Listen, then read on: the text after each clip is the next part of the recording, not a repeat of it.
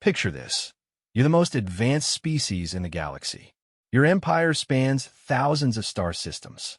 Your technology can reshape matter at the atomic level. You've conquered death itself through consciousness transfer. You are the Kethmori, the undisputed apex civilization of the Milky Way for over 10,000 years. Then, you intercept a signal from a backwater planet in an unremarkable solar system. The signal shows creatures that shouldn't exist, beings that hunt not just for survival, but for sport. Beings that evolved from pack hunters so efficient, so relentless, that they drove dozens of megafauna species to extinction on their own world. Beings that turned their predatory instincts into art, science, and conquest. You realize with growing horror that while your species spent millennia perfecting technology and philosophy, these humans spent theirs perfecting the art of the kill. And now they're looking at the stars with those same predatory eyes that once tracked mammoths across ice fields and sharks through deep oceans.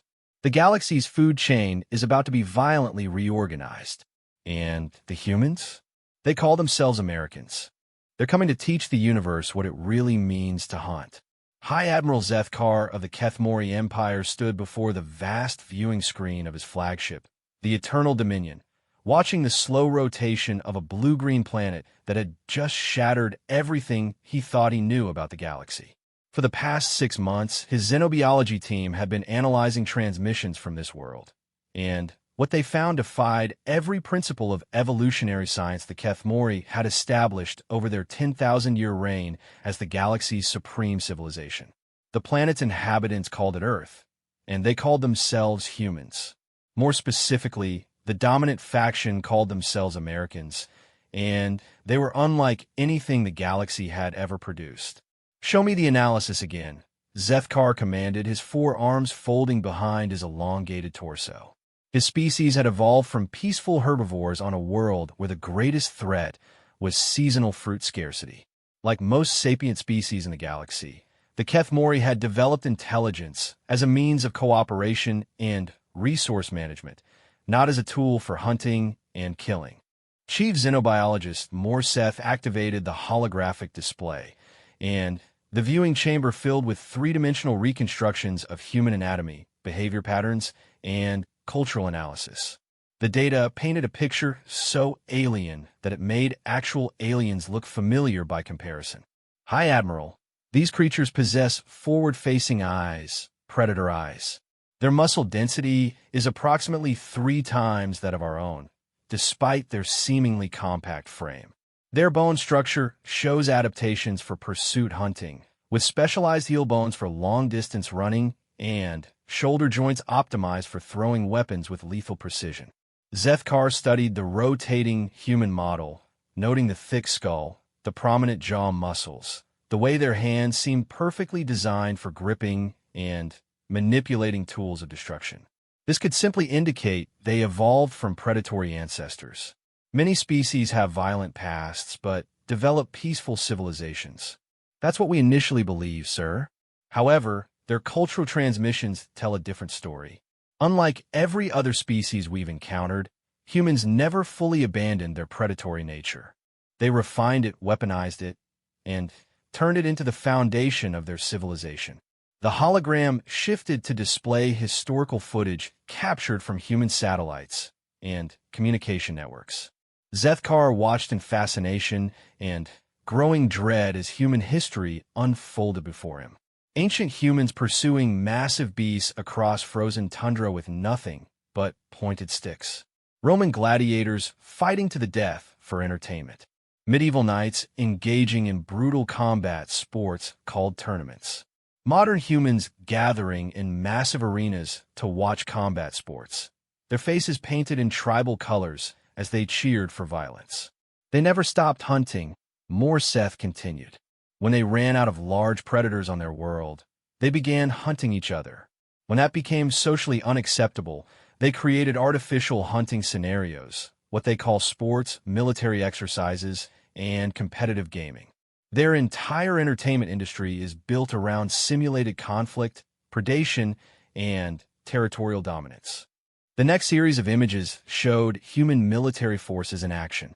Unlike the ceremonial guards and defensive forces of civilized species, human military operations looked like elaborate hunting expeditions. Small units moved through hostile terrain with perfect coordination, using advanced technology to track and eliminate targets with surgical precision. Their weapons weren't designed for area denial or crowd control. They were designed to kill individual targets as efficiently as possible. Their military doctrine, Morseth explained, is based on something they call hunter-killer tactics. Small, highly mobile units that identify high-value targets, stalk them relentlessly, and eliminate them with overwhelming precision. They don't fight wars of territory or resources like civilized species. They fight wars of extermination. Zethkar's secondary arms twitched involuntarily, a sign of deep anxiety in a species. Surely this is primitive behavior that will fade as they develop interstellar technology. All species moderate their violent tendencies when they achieve space travel. Actually, sir, it appears to be getting worse. Their space program was initially developed by their military as a weapons delivery system. Their first satellite was launched to demonstrate their ability to place nuclear warheads anywhere on their planet's surface. Their space station is staffed partially by military personnel conducting research into orbital bombardment systems. The hologram shifted again, showing human astronauts floating in their primitive space station. But Zethkar's trained I could see what others might miss. These weren't peaceful explorers. They moved with the controlled aggression of hunters, their eyes constantly scanning for threats and opportunities. Even in the supposed safety of orbit, they carried weapons. But surely their civilian population is more reasonable. Zethkar asked, though he was beginning to suspect the answer. Sir, their civilian population regularly engages in activities they call hunting and fishing for recreation. They pursue and kill animals not for survival, but for entertainment. Their children play games that simulate stalking and elimination. Their most popular entertainment consists of fictional scenarios where humans hunt various monsters, aliens, or other humans. The display showed human children playing what they called tag and hide and seek, games that were clearly simulating predator-prey dynamics. It showed human adults sitting in darkness, staring at screens displaying elaborate scenarios where human characters used increasingly sophisticated weapons to hunt and kill various targets. Their economic system, Morseth continued, is based on competition rather than cooperation. They call it capitalism, and it's essentially a formalized hunting system where individuals and groups compete to acquire resources by outmaneuvering, overwhelming, or eliminating their rivals. Success in their society is measured by one's ability to metaphorically hunt wealth, status, and power. Zethkar studied readouts showing human economic data, corporate structures, and market behaviors. It was like looking at the social hierarchy of a pack-hunting species, with alpha predators commanding vast resources while lesser hunters struggled for survival. The entire system was designed to reward the most successful hunters while eliminating the weakest. And their technology development? He asked, though he dreaded the answer. Every major technological advancement in human history has military applications. They developed metallurgy to make better weapons. They developed chemistry to create explosives. They developed electronics to improve their targeting systems. They developed space travel to extend their hunting grounds beyond their home planet.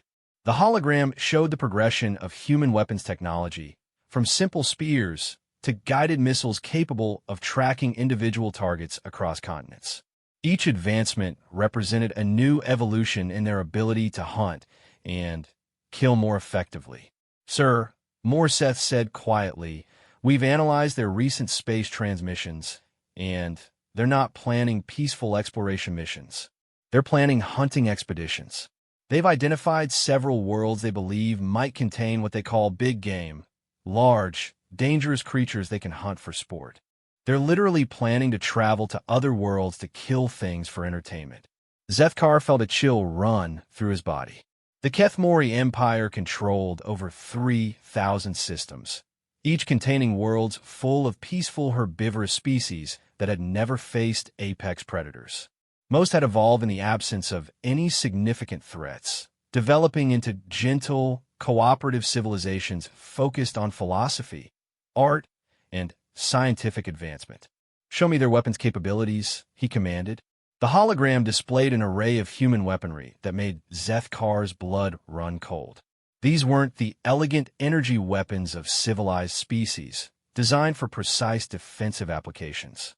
These were brutal, efficient killing tools designed to inflict maximum damage on living targets. Firearms that could fire hundreds of projectiles per minute. Explosive devices that could level entire city blocks. Chemical weapons designed to cause agonizing death. Biological weapons engineered to target specific genetic markers. Their most concerning development, Morseth said, is something they call tactical nuclear weapons, small atomic devices designed for battlefield use. They've essentially miniaturized planet-killing technology for use in individual combat scenarios. But it wasn't just the weapons themselves that disturbed Zethkar. It was the way humans approached their use. Every weapon system was designed for precision hunting. Night vision scopes for tracking prey in darkness. Thermal imaging for detecting hidden targets. Satellite-guided munitions for striking individual targets from vast distances.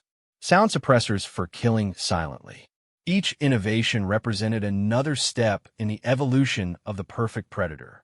"Sir," Morseth continued, "their military training programs are essentially advanced hunting schools. They teach small unit tactics, camouflage, tracking, and what they call fieldcraft, the art of surviving in hostile environments while pursuing dangerous prey. Their elite forces undergo training that would kill most civilized beings, designed to create what they call apex predators." The display showed human soldiers moving through various environments with fluid grace, their movements economical and purposeful. They weren't marching in formation like ceremonial guards. They were stalking, each step calculated to minimize noise while maximizing their ability to respond to threats or opportunities. And their cultural attitude toward this violence? Zethkar asked. "They celebrate it, sir. Their heroes are hunters and warriors. Their history is taught as a series of successful hunts. They call them campaigns and operations, but the structure is identical to pack hunting strategies. Their entertainment industry glorifies violence and predation. Their children are raised on stories about humans defeating monsters and enemies through superior hunting skills." The hologram showed human children's entertainment, animated films where human characters used weapons and tactics to defeat various threats. Their music celebrated warfare and conquest. Their literature was filled with stories of humans traveling to distant worlds and establishing dominance through superior hunting abilities. But what makes this truly terrifying, Morseth said, is their intelligence level. Most predatory species are relatively simple-minded, focused on immediate hunting needs. Humans have combined apex predator instincts with advanced technological development. They're not just dangerous animals. They're super-intelligent apex predators with space travel capability. Zethkar stared at the data, finally understanding the magnitude of what they faced. For 10,000 years, the Kethmori had enjoyed peaceful dominance over a galaxy populated by herbivorous species that had developed intelligence through cooperation and resource sharing. Conflict was rare and usually resolved through negotiation or resource redistribution. War was virtually unknown except as a historical curiosity from primitive times. Now, they faced the prospect of contact with a species that had never abandoned its predatory nature, had spent its entire evolutionary history perfecting the art of hunting and killing, and was now preparing to extend those skills to an interstellar scale. "Sir," his communications officer called from across the bridge, "we're receiving another transmission from their planet. They're launching what they call a deep space exploration mission equipped with their most advanced weapon systems. They claim it's for planetary defense against unknown threats, but The mission profile looks more like a long-range hunting expedition. Zethkar watched the new data stream across his screens. Human spacecraft armed with enough firepower to sterilize worlds, crewed by elite soldiers trained from childhood in the arts of tracking, stalking, and killing. They were coming to the stars, and they were coming as predators. For the first time in his species' recorded history, the Kethmori Empire faced a threat they couldn't negotiate with, couldn't understand, and might not be able to survive. These humans weren't interested in resources, territory, or political power in ways the galaxy's civilized species understood them. They were interested in hunting, and in space, everything that moved was potential prey. Prepare a priority transmission to the High Council, Zethkar ordered. Tell them we need to convene an emergency session. The galaxy's food chain is about to change, and we need to decide whether we're going to remain at the top of it. As his crew scrambled to comply, Zethkar continued staring at the human data streams, watching these strange creatures prepare for their first hunting trip beyond their home world. Somewhere in the vast darkness of space, apex predators were sharpening their claws and planning their next hunt. And every civilized species in the galaxy had just become prey. Colonel Marcus Reaper Johnson adjusted his tactical scope and watched the alien settlement through the dense jungle canopy of Kepler 442b. His team of 12 American Special Forces operators had been tracking the alien colonists for 6 days, moving through terrain that would have killed lesser soldiers while remaining completely undetected. The hunt was going perfectly. Ghost Lead, this is Overwatch, came the voice of his sniper, Staff Sergeant Ana Rodriguez, positioned 800 meters away on a rocky outcropping. I count 47 targets in the settlement. No visible weapons or defensive positions. They're completely oblivious to our presence. Johnson smiled grimly. When humanity's first deep space exploration mission had detected signs of intelligent life on this world, the brass had expected peaceful first contact protocols. They'd packed diplomats, linguists, and cultural exchange specialists. But Johnson and his team were insurance, the sharp end of the spear in case things went wrong. What they'd found instead were the most helpless beings he'd ever encountered. The aliens, tall, slender creatures with 4 arms and elongated skulls, had established a research colony to study the planet's unique ecosystem. They moved through their daily routines with the casual confidence of creatures that had never faced predators, never had to worry about threats from the jungle around them. Pathfinder, report, Johnson whispered into his throat mic. Team 2 has eyes on their main facility. Came the response from Lieutenant Tom, Pathfinder Chun, positioned on the settlement's eastern flank. These things have no security whatsoever. No guards, no watchtowers, no weapon emplacements. Their buildings don't even have defensive positions. It's like they've never considered the possibility of an attack. Johnson studied the aliens through his scope. They were obviously intelligent. Their technology was clearly advanced, with sleek buildings and sophisticated equipment.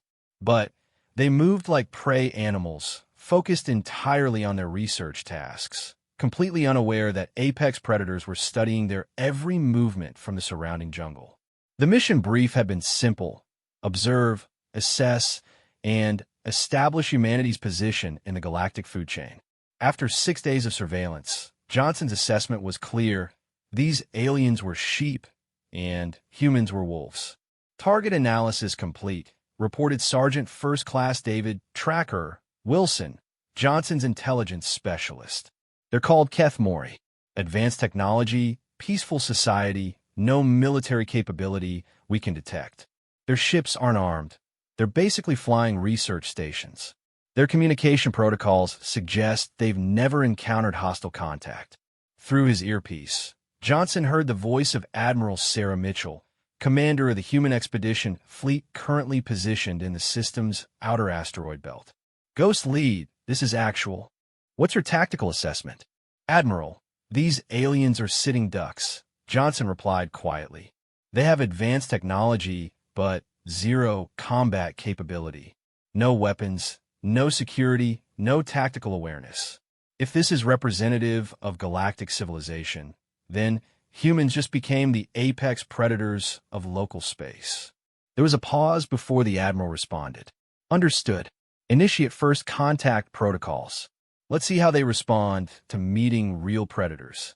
Johnson signaled his team and began moving through the jungle toward the alien settlement. Each member of his unit was a carefully selected representative of American military excellence. Veterans of conflicts across human space, trained in every form of warfare from urban combat to deep space boarding actions. They moved through the alien jungle like ghosts, utilizing skills honed through generations of human warfare. The aliens didn't notice them until Johnson's team was already inside their perimeter. The first alien to spot them was a tall, graceful creature tending to what appeared to be a botanical survey station. It looked up from his work to find Johnson standing 5 feet away, rifle ready, face painted in jungle camouflage, eyes scanning for threats with the mechanical precision of a predator that had never known fear. The alien's reaction was immediate and telling. It froze completely, every muscle locked in terror. Its large, gentle eyes went wide, and it made a soft, keening sound that brought the attention of its companions. Within seconds, the entire settlement had gone silent except for that same keening sound coming from dozens of alien throats. They weren't calling for help or preparing to fight. They were expressing pure, instinctual fear in the presence of something their species had never evolved to handle. Contact, Johnson announced calmly, beginning first contact protocols. He stepped forward, keeping his weapon lowered but ready, and activated his universal translator. I am Colonel Johnson of the American Expeditionary Force. We come from the planet Earth. We wish to establish communication. The nearest alien, apparently some kind of research leader based on the equipment it carried, attempted to respond but kept making that keening noise. Finally, it managed to speak, its voice trembling with barely controlled panic. Please, we mean no harm. We are peaceful researchers. We have no weapons. We offer no threat. Johnson studied the creature's body language. It was holding all 4 of its arms in what was clearly a submissive posture, its head lowered, its stance defensive. Every instinct it possessed was telling it that it was in the presence of an apex predator, and its only hope for survival was complete submission. We understand you're peaceful, Johnson replied. We're here to establish contact with your civilization. Can you communicate with your leadership? The alien nodded eagerly, apparently seeing cooperation as its best survival strategy. Yes, of course. I am Research Director Veltar of the Kethmori Empire. I can establish communication with our High Council immediately. Please, we will cooperate fully. Johnson watched as the alien activated a communication device with hands that shook so badly it could barely operate the controls. Within minutes, a holographic display activated showing the same elongated alien features, but adorned with what appeared to be ceremonial jewelry indicating high rank. This is High Admiral Zethkar of the Kethmori Empire, the figure in the display announced. We have been monitoring your species and are honored to make formal contact. Johnson noticed that even through the holographic transmission, this High Admiral was showing the same submissive body language as the researchers. The alien leadership had already categorized humans as dominant predators and was responding accordingly. Admiral, I'm Colonel Johnson, representing the American Expeditionary Force and human civilization.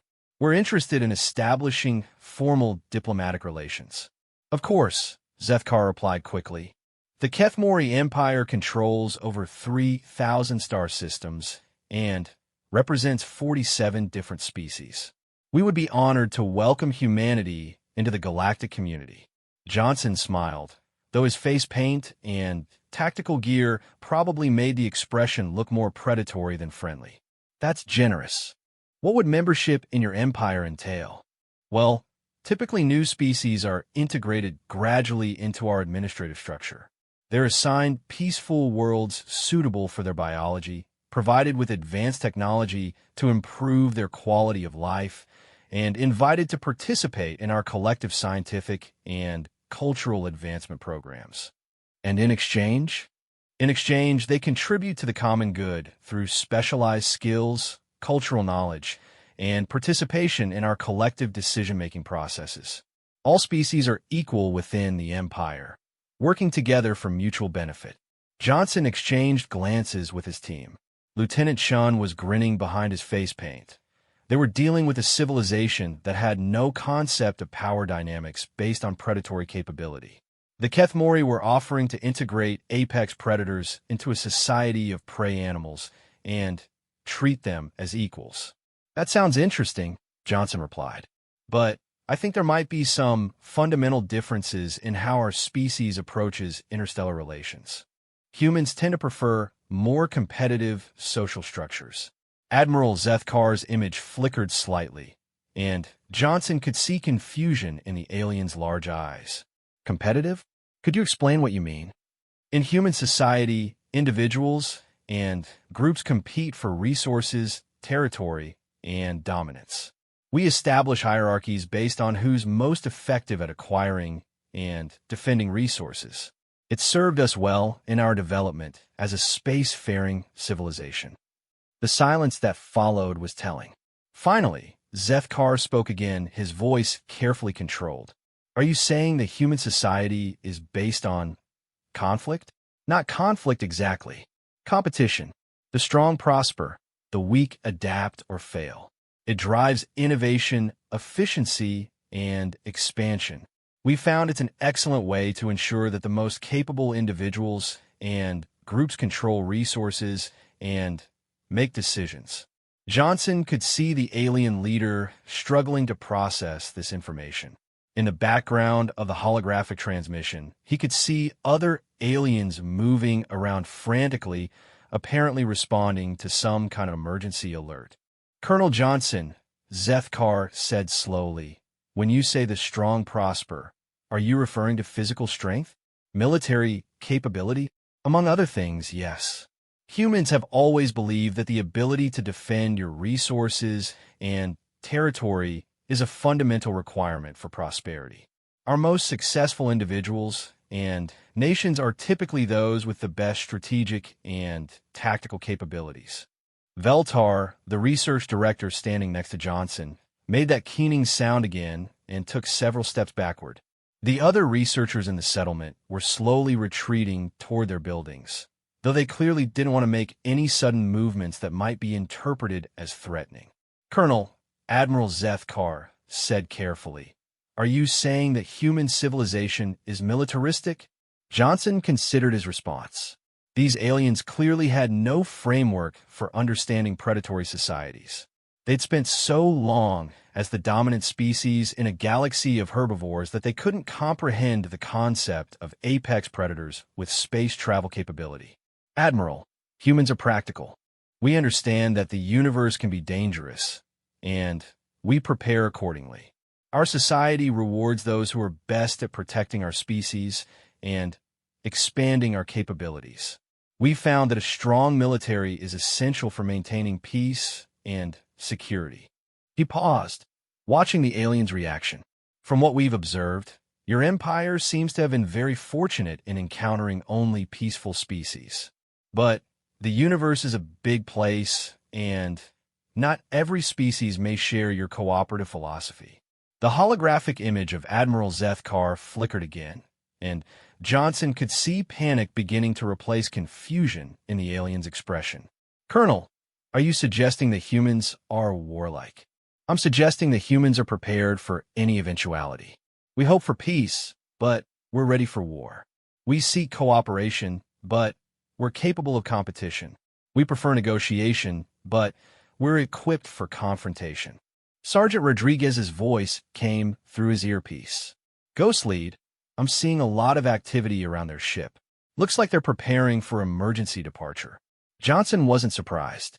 These aliens were finally beginning to understand what they were dealing with, and their every instinct was telling them to run. Admiral, Johnson continued, I want to assure you that humanity comes in peace.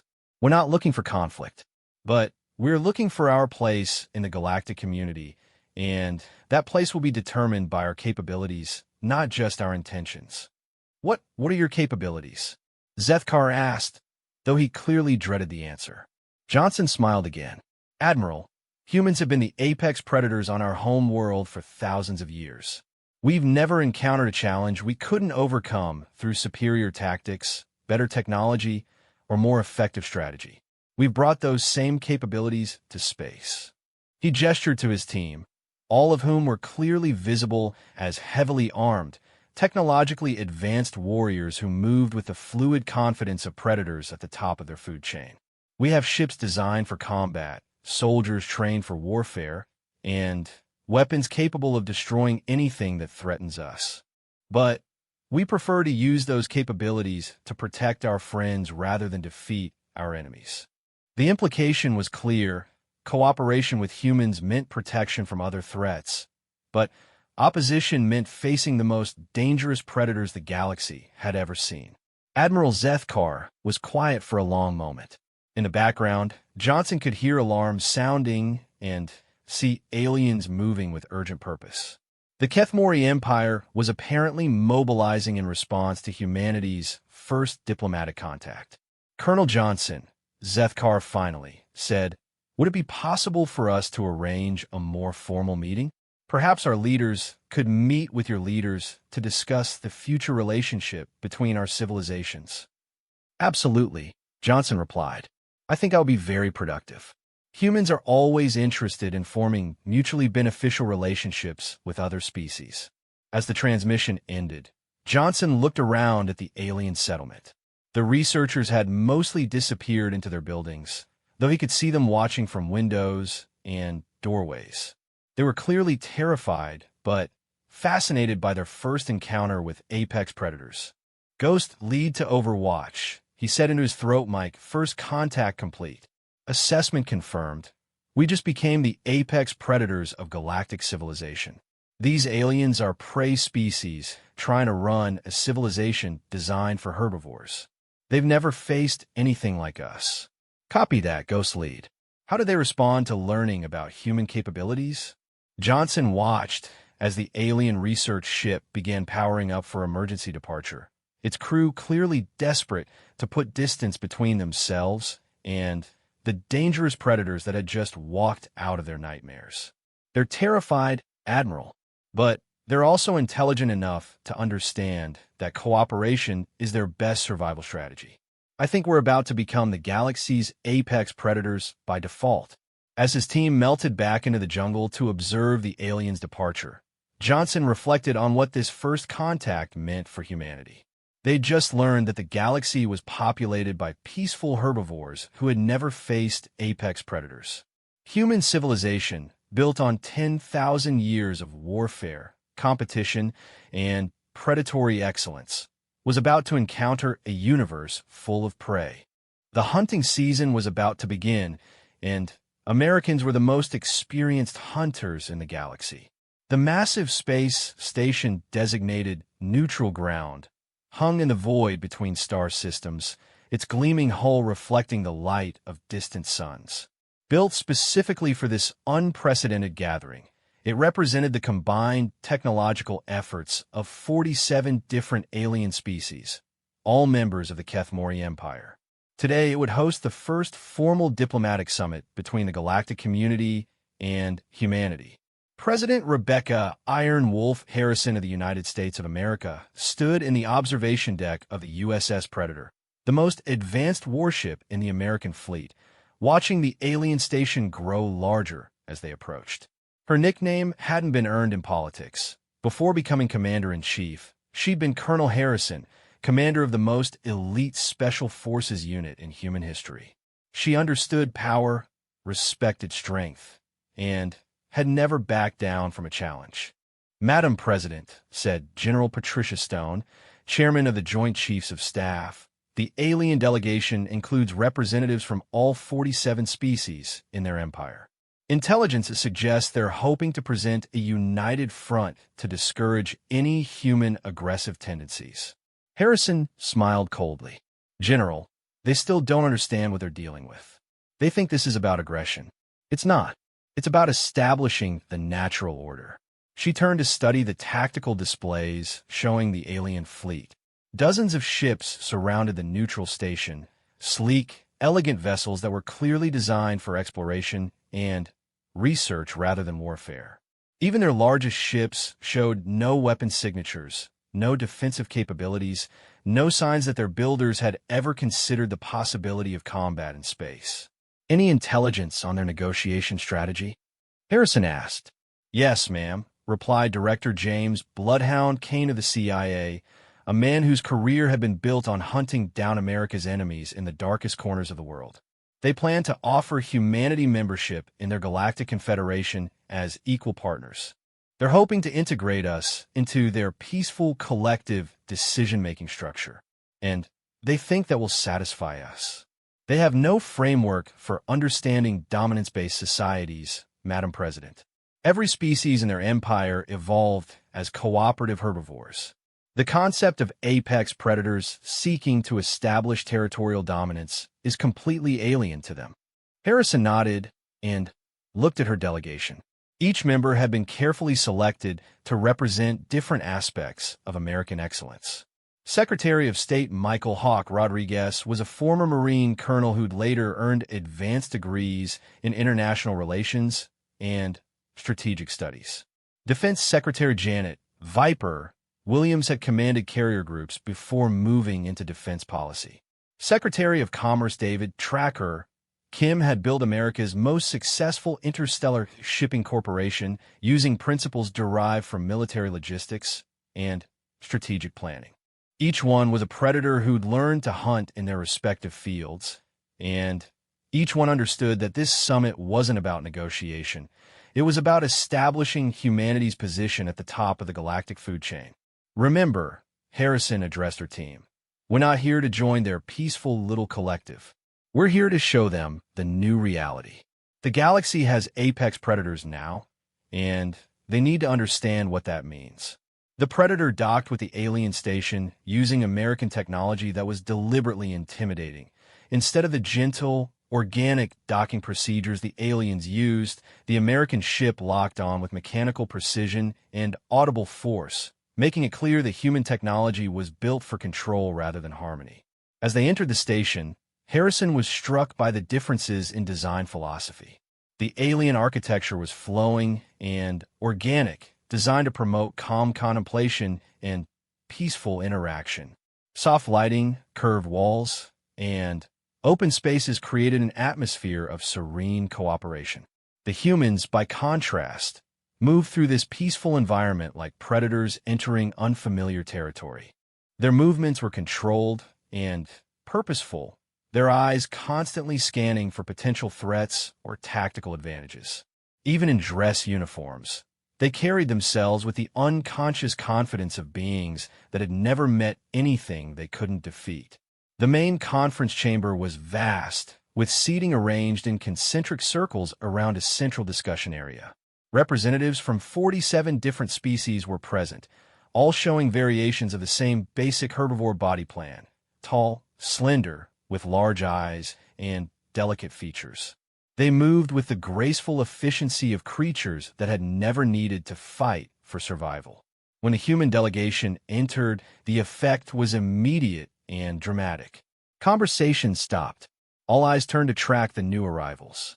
The unconscious body language of every alien in the chamber shifted to submissive positioning, shoulders lowered, heads tilted downward, hands clasped in defensive positions.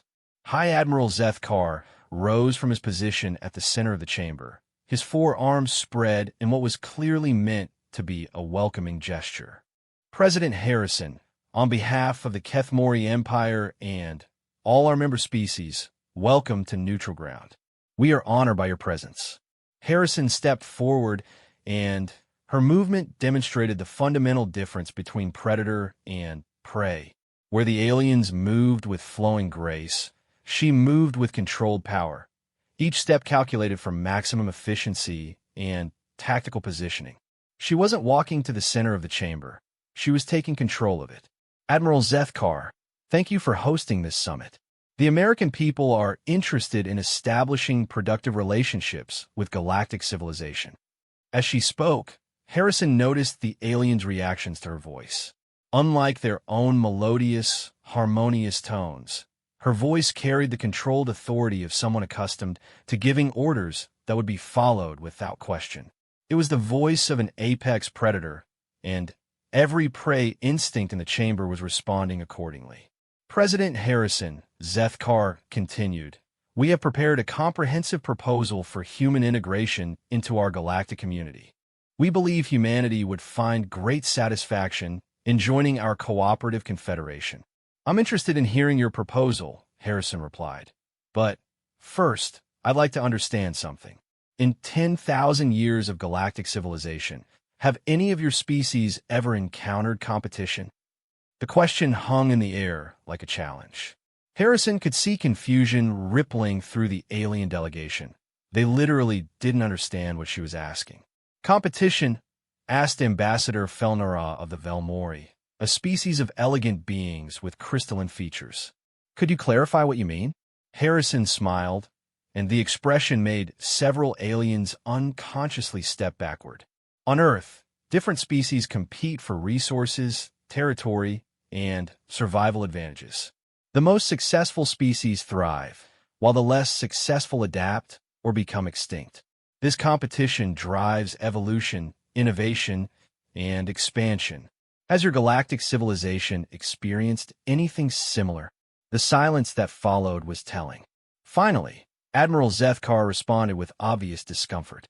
"President Harrison, all species in our empire work together for mutual benefit.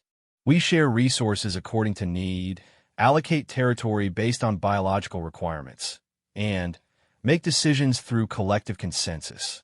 Competition would be destructive to our social harmony. But what happens when resources are scarce? When territory is limited? When different species have conflicting interests? We negotiate. We find solutions that benefit everyone. We've developed sophisticated systems for resource sharing and conflict resolution." Harrison exchanged glances with her delegation. These aliens had spent 10,000 years building a civilization based on the assumption that all intelligent species were cooperative herbivores. They'd never had to deal with apex predators. "That's admirable," Harrison said, "but it raises an interesting question. What happens when your system encounters a species that doesn't operate by those principles? A species that's accustomed to competing rather than cooperating?" The discomfort in the chamber was becoming palpable. Several alien delegates were making soft, keening sounds, the same sounds Colonel Johnson had observed during first contact. It was becoming clear that this was an instinctive fear response in prey species. "President Harrison," Admiral Zethkar said carefully, "are you suggesting that humanity would not be willing to participate in our cooperative framework?" "I'm suggesting that humans might have different ideas about how galactic civilization should operate. We're accustomed to systems where the most capable individuals and groups take leadership roles, where competition drives innovation, and where strength ensures security."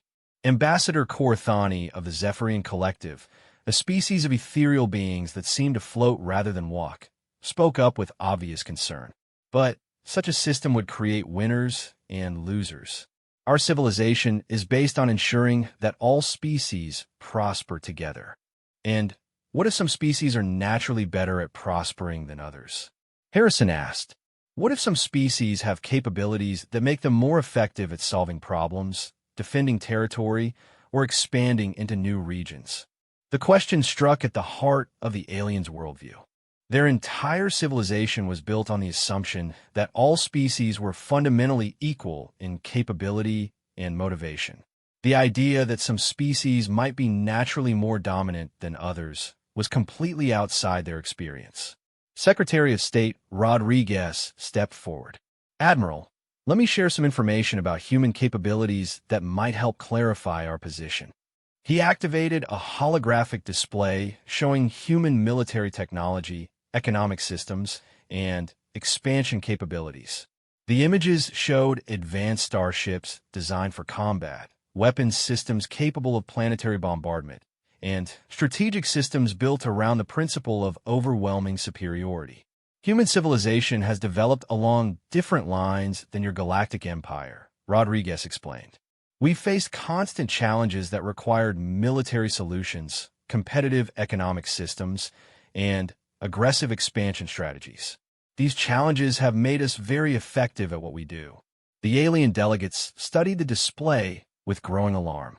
They were seeing technology and social systems designed around principles their civilization had never needed to consider. For example, Rodriguez continued, "Our space fleet includes vessels specifically designed for combat operations. Our economic system rewards the most successful competitors. Our government is led by individuals selected for their ability to make difficult decisions under pressure and overcome any obstacles to human prosperity." "Are you saying," Ambassador Felner asked quietly, "that humans are a warrior species?" "We're saying that humans are a successful species," Harrison interjected. "We've thrived in environments that would challenge other civilizations because we've developed effective responses to those challenges." She stepped closer to the center of the chamber, and her movement caused a ripple of defensive reactions throughout the alien delegation. They couldn't help responding to her presence as prey animals responding to an apex predator. "Our proposal," Harrison continued, "is that humanity should take a leadership role in galactic civilization. We have capabilities that no existing species possesses. We can provide security against threats that your current systems can't handle. We can drive innovation through competitive systems that encourage excellence. We can expand galactic civilization into regions that peaceful species would find challenging." "Leadership role?" Admiral Zethkar repeated, and Harrison could hear panic beginning to enter his voice. "Think of it as a natural division of labor," Harrison explained. "Your species excel at research, philosophy, and cultural development. Humans excel at strategic planning, tactical operations, and competitive problem-solving. By combining our capabilities, galactic civilization could achieve things that neither of us could accomplish alone." Defense Secretary Williams stepped forward and activated another holographic display. "For example, our intelligence indicates that there are several unexplored regions of the galaxy that contain worlds suitable for colonization. Human colonists are accustomed to challenging environments, competitive resource acquisition, and defense against unknown threats." "But what about the existing inhabitants of those worlds?" asked Ambassador Korthani. Harrison smiled again, and this time her expression made several aliens actually retreat from the discussion circle. "We'd handle that situation using proven human methods. Negotiation when possible, overwhelming superiority when necessary." The implications of that statement rippled through the alien delegation like a shock wave. For the first time in their civilization's history, they were facing the prospect of sharing the galaxy with apex predators who viewed expansion and dominance as natural rights. "President Harrison," Admiral Zethkar said, struggling to maintain diplomatic composure, "what you're describing sounds like conquest." "No, Admiral. What I'm describing is leadership. Conquest implies taking something by force. Leadership means taking responsibility for making difficult decisions and ensuring the success of everyone under your protection." She gestured to her delegation. "Humans are natural leaders because we're accustomed to facing challenges that would overwhelm purely cooperative species. We make the hard choices, take the calculated risks, and bear the responsibility for success or failure. And if other species disagree with human leadership decisions?" Admiral Zethkar asked.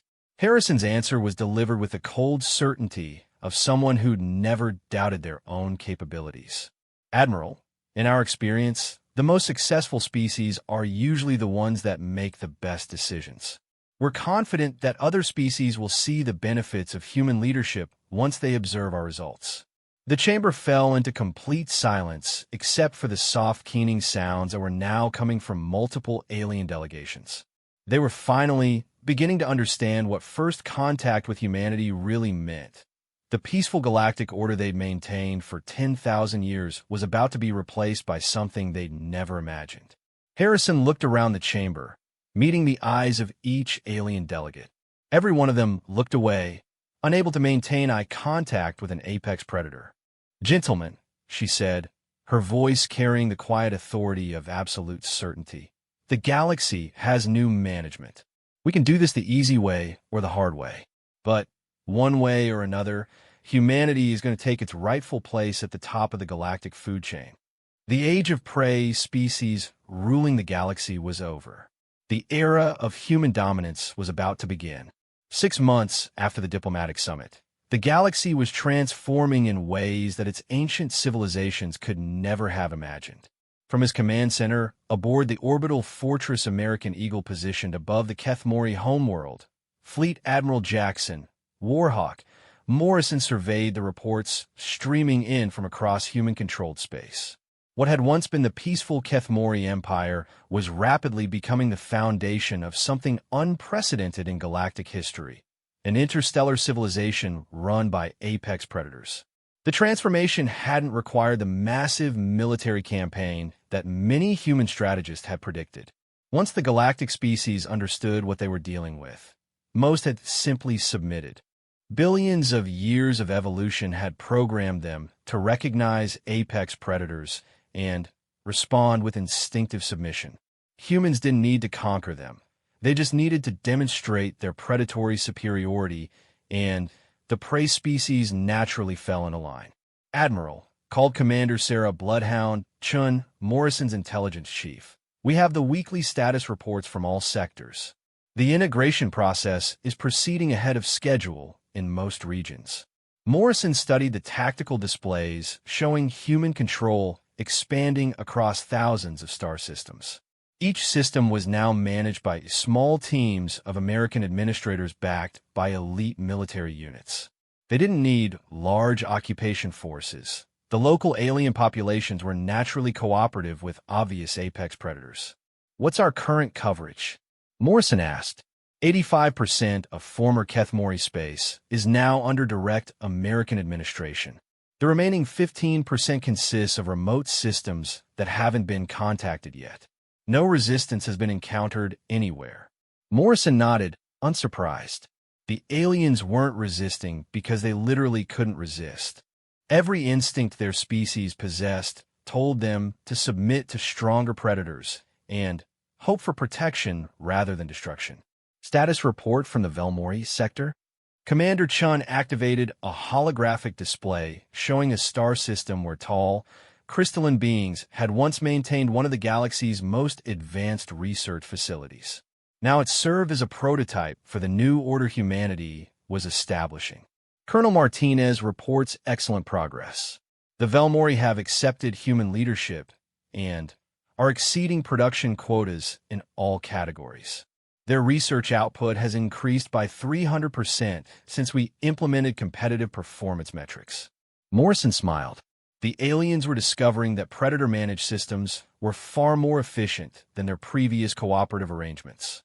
When performance was measured and rewarded, when resources went to the most productive individuals, when advancement was based on demonstrated capability rather than consensus building, even herbivorous species could achieve remarkable results. The key breakthrough, Chun continued, was implementing human-style management hierarchies. Once we established clear dominant structures with Americans at the top, local productivity increased dramatically. The aliens work much harder when they're competing for the approval of apex predators. It was a pattern repeating across human-controlled space. Alien species that had drifted along in peaceful mediocrity for millennia were suddenly achieving things they'd never thought possible under human guidance. Competition, performance measurement, and clear dominance hierarchies were proving to be incredibly motivating for species that had never experienced them before. What about the expansion into unexplored regions? Proceeding rapidly, sir. General Patterson's colonial forces have established beachheads in 12 new systems this month alone.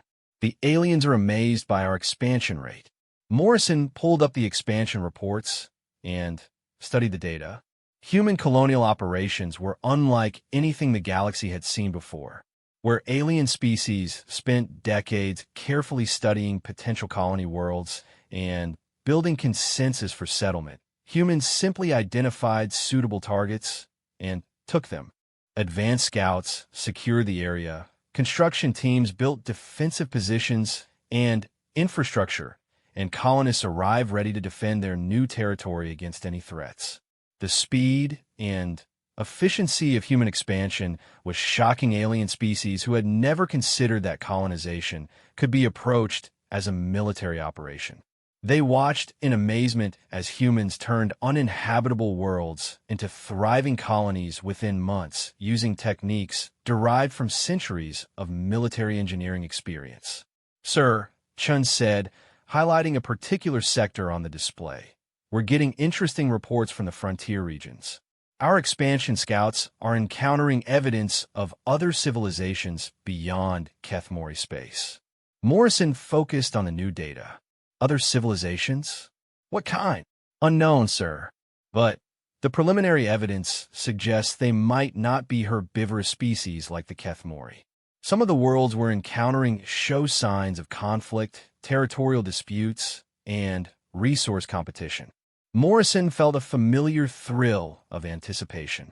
The peaceful Kethmori Empire had been easy prey for human dominance, but the prospect of encountering other predatory species was genuinely exciting.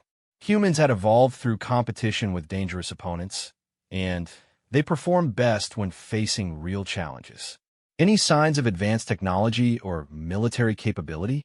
"Uncertain, sir, but some of the frontier scouts report finding weapons technology and defensive installations that suggest these other civilizations have experience with conflict." Morrison turned to another aide. "Get me a communication link with President Harrison. She needs to know we might have real competition out here." As the communication systems established contact with Earth, Morrison reflected on how quickly the galaxy had changed under human leadership. The transformation hadn't been accomplished through violence or destruction.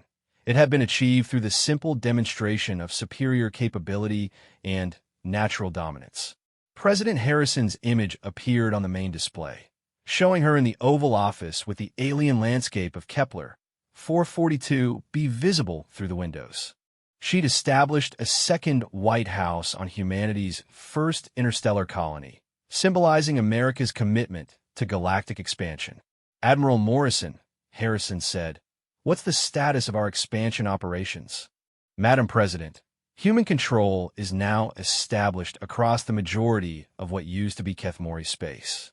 Local alien populations are adapting well to human leadership. Productivity is up across all sectors, and we're encountering no resistance to American administration. And our expansion beyond former Kethmori territory, that's why I'm calling, ma'am. Our scouts are finding evidence of other civilizations that might not be as cooperative as the herbivorous species we've encountered so far. We might be looking at first contact with actual competitors." Harrison's expression sharpened with interest. "Competitors? You mean other predatory species?" "Possibly, ma'am. The evidence is still preliminary, but we're seeing signs of territorial conflicts, military installations, and resource competition. These other civilizations might have experience with warfare." "Excellent. How are our forces positioned to handle potential conflict?" Morrison smiled. This was why he'd served under Harrison for 15 years. She never backed down from challenge, and she understood that humans perform best when facing worthy opponents. "Our military forces are deployed in defensive positions around all major population centers, with mobile strike forces positioned for rapid response to any threats. Our colonial operations are now standard military advances rather than peaceful settlements. We're ready for whatever we encounter." "What about our alien populations? How are they likely to respond if we face military challenges?" "That's actually one of our strongest advantages, Madam President. The alien species we're governing are becoming completely dependent on human protection. They've never developed defensive capabilities, and they're beginning to understand that they need apex predators to defend them from other threats." Morrison activated displays showing reports from across human-controlled space.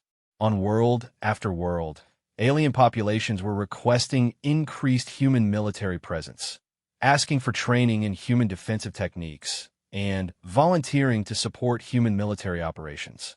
They're becoming loyal to us because they recognize us as their natural protectors, Morrison continued. When they encounter threats they can't handle themselves, their instinctive response is to seek protection from stronger predators. That's us. How is this affecting their productivity and cooperation? Productivity continues to increase, ma'am. When herbivorous species feel protected by apex predators, they become incredibly motivated workers. They're grateful for our protection and eager to prove their value to us. Harrison nodded approvingly. So we've created a symbiotic relationship.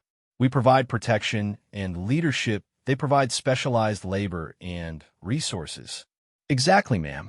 It's the same relationship that humans developed with domesticated animals on Earth, but applied to intelligent species.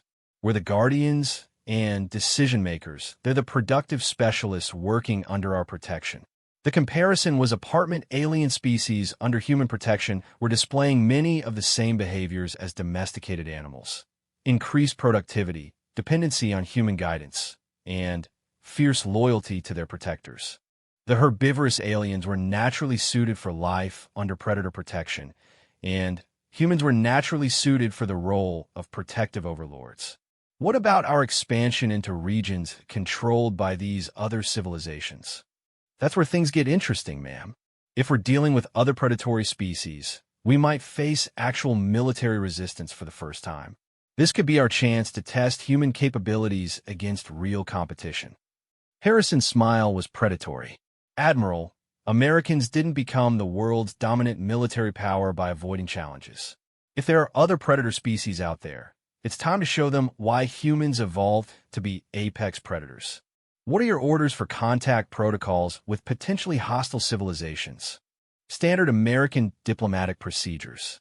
Approach with strength, negotiate from position of superiority, and make it clear that cooperation with human leadership is their best option for survival. If they choose conflict, demonstrate why that's a poor decision.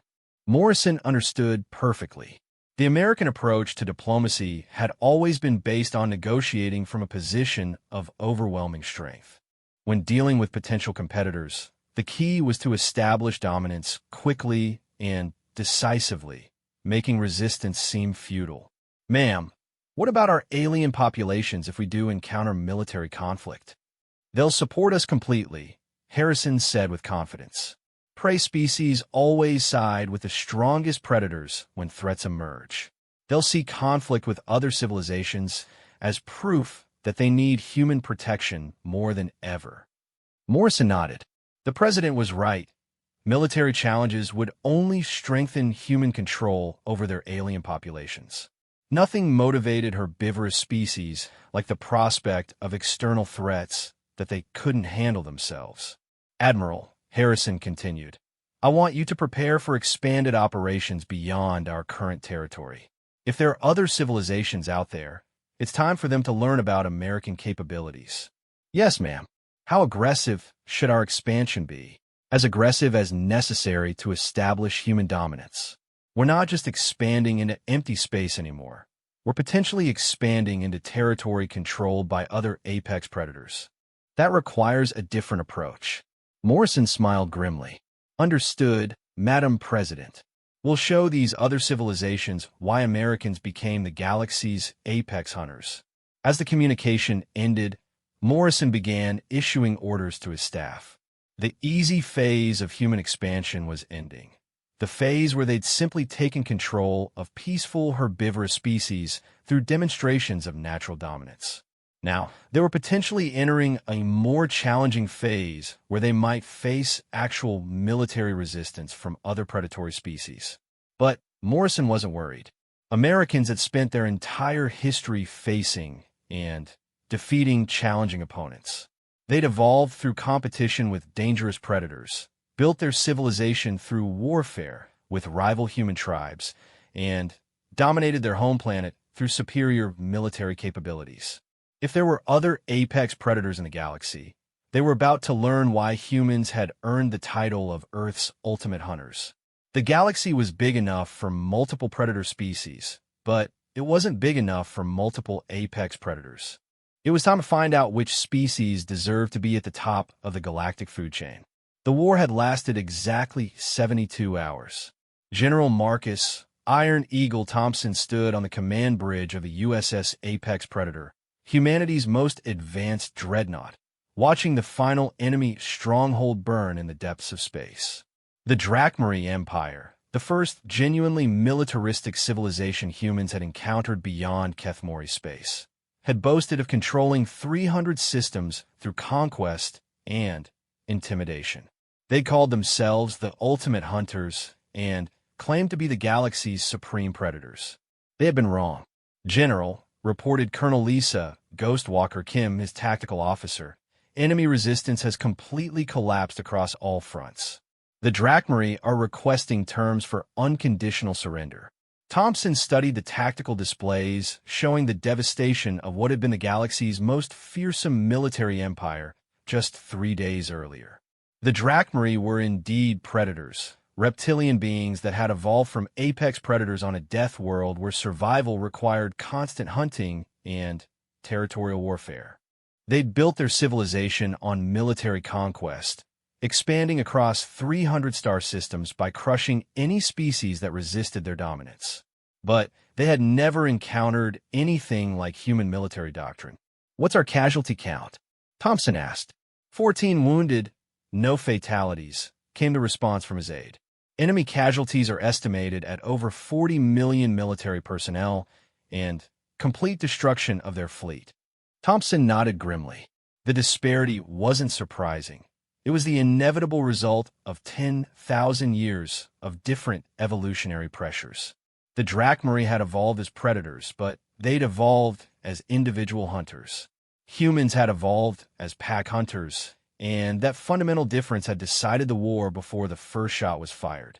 The Drakmari fought like apex predators, powerful individuals leading from the front, relying on personal strength and intimidation to overwhelm their enemies. Their military tactics were based on individual combat prowess and the domination of strong leaders over weaker followers.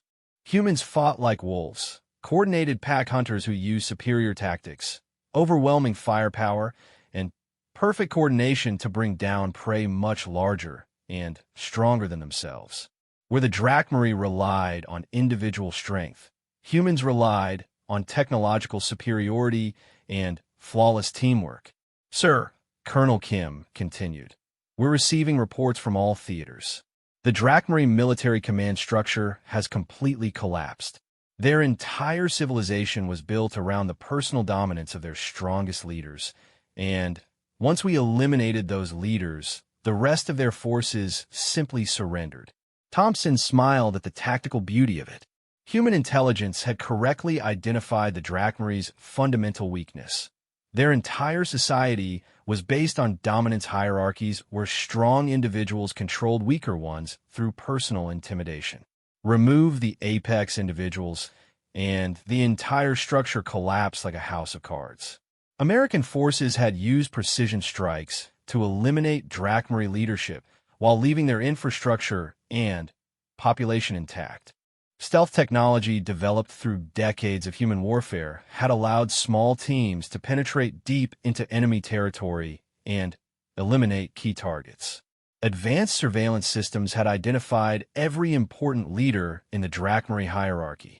Surgical strikes had removed them with mechanical precision. Without their intimidating leaders, the Drakmari military had discovered that they were just another prey species facing apex predators who operated on a completely different level. General Thompson, came a transmission from Admiral Morrison aboard the Fleet Command ship. "President Harrison wants a full briefing on the campaign results. She's particularly interested in how this affects our expansion plans." Thompson activated the communication system and saw President Harrison's image appear on his main screen.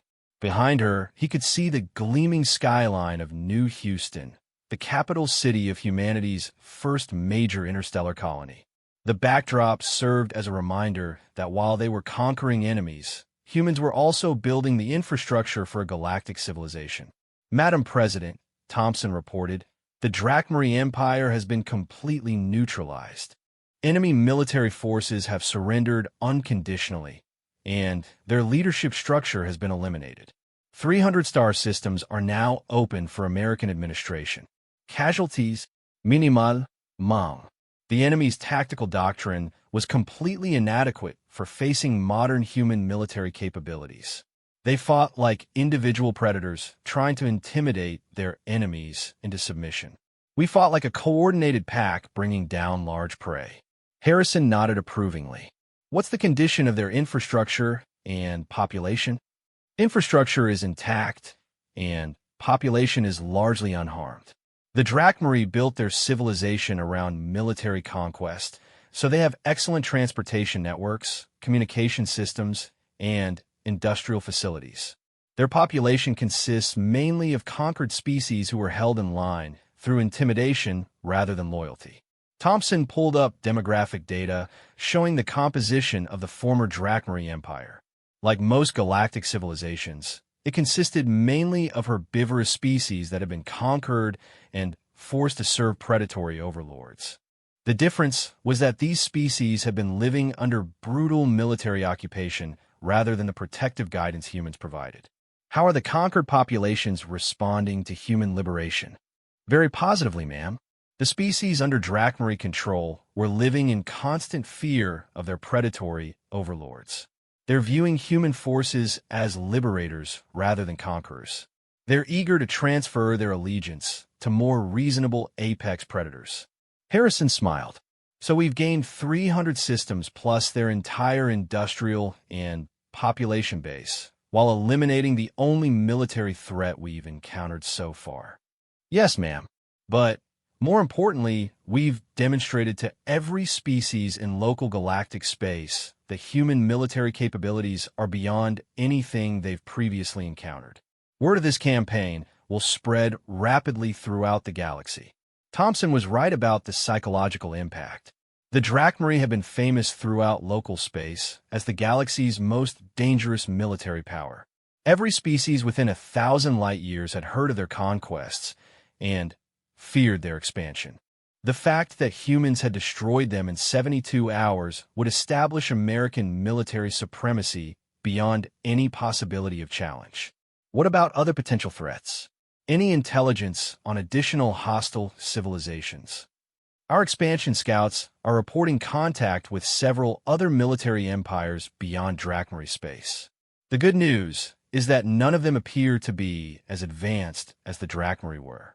The better news is that they're all watching our campaign and reconsidering their expansion plans.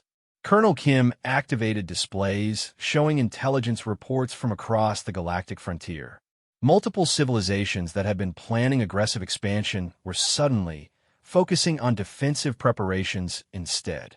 The speed and efficiency of the human victory over the Drachmari had convinced them that discretion was the better part of valor. Madam President, Thompson continued, we're in a unique position.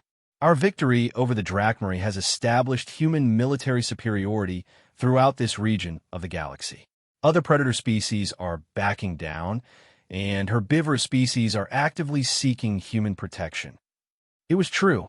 Reports were coming in from across human space showing alien civilizations requesting formal protection agreements with America. Species that had never encountered humans were sending diplomatic missions asking to be included in the human sphere of influence. The demonstration of overwhelming military capability had convinced the entire local galaxy that cooperation with humans was preferable to competition. What's our current territorial control? Harrison asked. Thompson activated a galactic map showing the extent of human influence. Direct American administration now covers over 800 star systems. Alliance and protection agreements extend our influence to more than 2,000 systems. Friendly relations exist with species controlling another 3,000 systems. The display showed human influence spreading across a significant portion of local galactic space.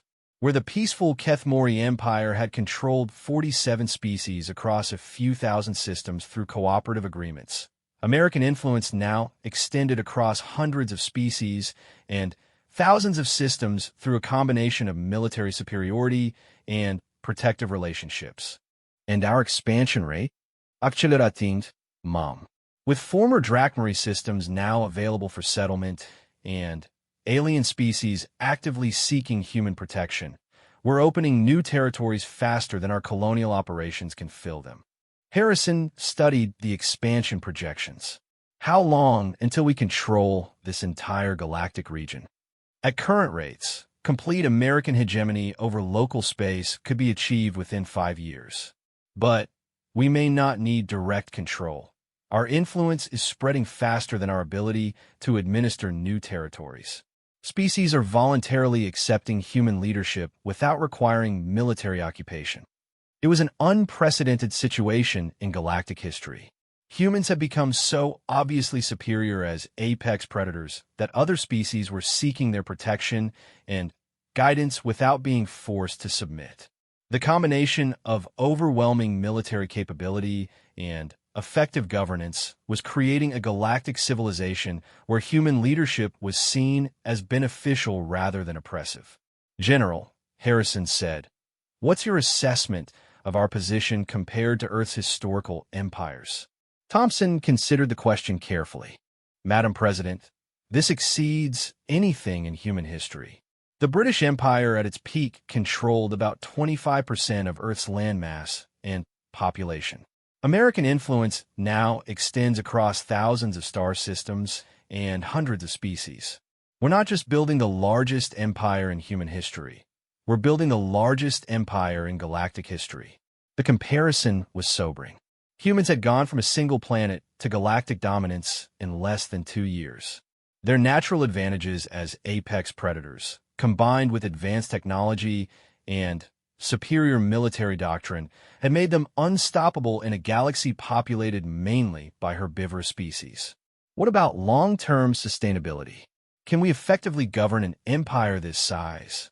Actually, ma'am, governing herbivorous species is remarkably easy. They naturally defer to predator leadership and work diligently under proper supervision. Our biggest challenge isn't maintaining control. It's training enough humans to serve as administrators and military commanders. Thompson pulled up personnel reports showing the rapid expansion of American interstellar service branches. New academies were being established to train humans for galactic leadership roles. Young Americans were volunteering in unprecedented numbers for careers in space exploration, colonial administration, and interstellar military service.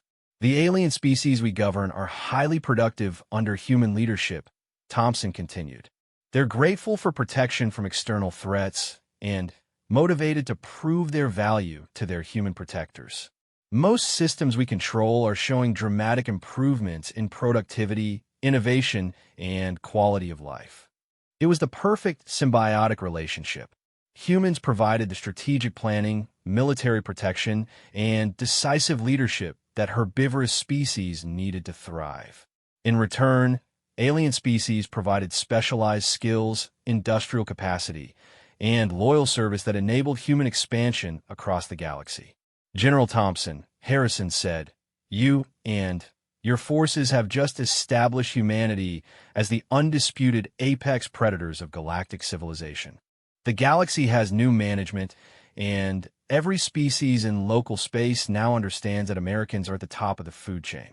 Thompson smiled as he looked out at the stars that now belonged to human civilization. In less than 2 years, Americans had gone from first contact to galactic dominance. They'd accomplished what no species in galactic history had achieved. They'd become the undisputed apex predators of interstellar space. The hunt that began when humans first looked at the stars was complete. From the ice fields where their ancestors tracked mammoths to the infinite reaches of galactic space, American hunters had finally found prey worthy of their skills. The galaxy was vast, filled with countless species and endless opportunities for those bold enough to seize them. And at the top of it all, the apex predators who had climbed to the summit of Earth's food chain had found their rightful place at the apex of the galaxy itself.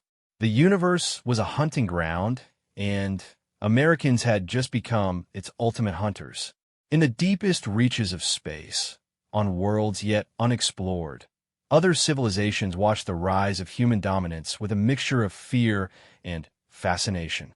Some prepared for conflict, others sought alliance, and most simply hoped that these new apex predators would prove to be benevolent overlords rather than destructive conquerors.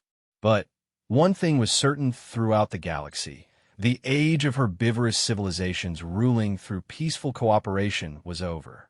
The era of human dominance had begun, and every species in the universe would have to adapt to the new reality. At the top of the galactic food chain, apex predators from a small blue world had finally found a hunting ground worthy of their ambitions. The stars themselves had become their territory, and everything that moved among them had become their prey. The greatest hunt in the universe was just beginning.